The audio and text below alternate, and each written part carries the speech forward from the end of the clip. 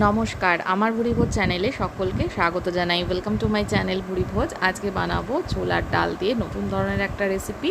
ছোলার ডালটা আমি 3-4 ঘন্টা মতন জলে ভিজিয়ে রেখেছিলাম, আর ছোটো ছোটো করে আলুও কেটে নিয়েছি। আর লাগবে গোলমরিচ, লেবুর রস, আর লাগবে হিং। এখানে ছোলার ডালটা আর আলু দেখুন এইভাবে ছোটো করে কেটে নিয়েছি। জল দিয়ে প্রেশার কুকারে 2 সিটি দিয়ে সেদ্ধ করে নেব। খুব বেশি জল কিন্তু দেব না। এবার এর মধ্যে দিয়ে দিলাম স্বাদ মতো লবণটা মিশিয়ে নিচ্ছি। আর এখানে আমি লেবুর থেকে রসটা বার করে নিচ্ছি। একটা বড় সাইজের লেবু, গোটা লেবু 4 টুকরো করে 4 ভাগের 1 ভাগ নিয়েছি। 1 ভাগ থেকে আমি রসটা চিপে বার করে নিচ্ছি।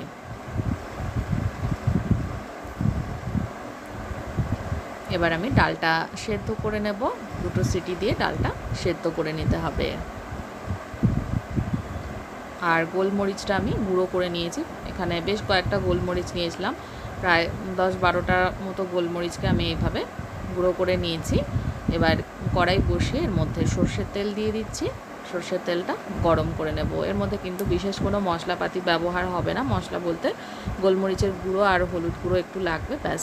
আর কিছু মশলা কিন্তু ইউজ হবে না। আর হিং লাগবে একটু।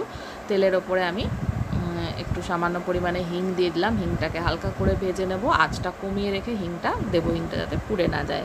এবার সেদ্ধ করে রাখা ছোলার ডাল আর আলুটা দিয়ে দিচ্ছি। আলুটা অপশনাল, আলু ছাড়াও কিন্তু রান্নাটা করা যায়। এবার আমি এর মধ্যে কিছুটা ছোলার ডাল আর সেদ্ধ করা আলুটা দিয়ে একটু নেড়ে চেড়ে নিচ্ছি।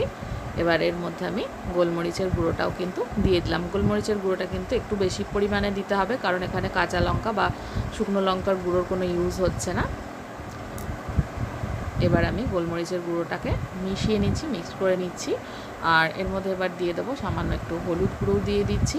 হলুদ গুঁড়োটা দেওয়ার পরে ডাল আর আলু এগুলো একটু নেড়ে চেড়ে নেব।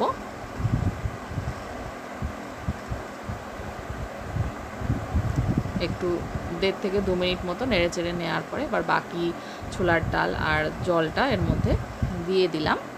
ছোলার ডালের যে সেদ্ধ করার পরে যে জলটা ছিল সেটা দিয়ে দিলাম। দিয়ে এবার ফুটিয়ে নেব 3-4 মিনিট মতো। এবার এর মধ্যে দিয়ে দিচ্ছি চিনি।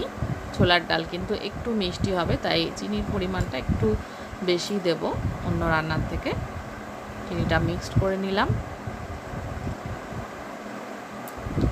এবার ডালটা একটু ঘন হয়ে আসলে এবার এর মধ্যে আমি আরও 2টো উপকরণ এখনও অ্যাড করব। এবার এর মধ্যে আমি একটু সামান্য পরিমাণে ঘি অ্যাড করে দিচ্ছি।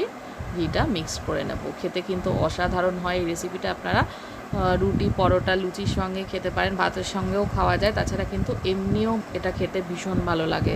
অবশ্যই ট্রাই করবেন। আর ভালো লাগলে আমার চ্যানেলটা যারা এখনও সাবস্ক্রাইব করেননি তাদেরকে অনুরোধ করব সাবস্ক্রাইব করে নেওয়ার জন্য।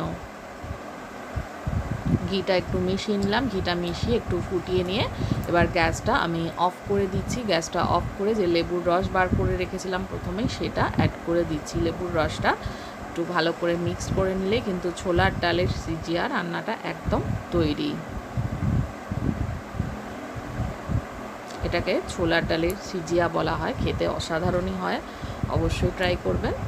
দেখুন এটা তৈরি হয়ে গেছে। তো আমি একটু ডালের ঝোল রেখেছি, কারণ এটা ঠান্ডা হলে আরও একটু কিন্তু টেনে যাবে। সার্ভ করে দিয়েছি। রেসিপিটা দেখার জন্য সকলকে অনেক অনেক ধন্যবাদ। সকলে ভালো থাকবেন, সুস্থ থাকবেন।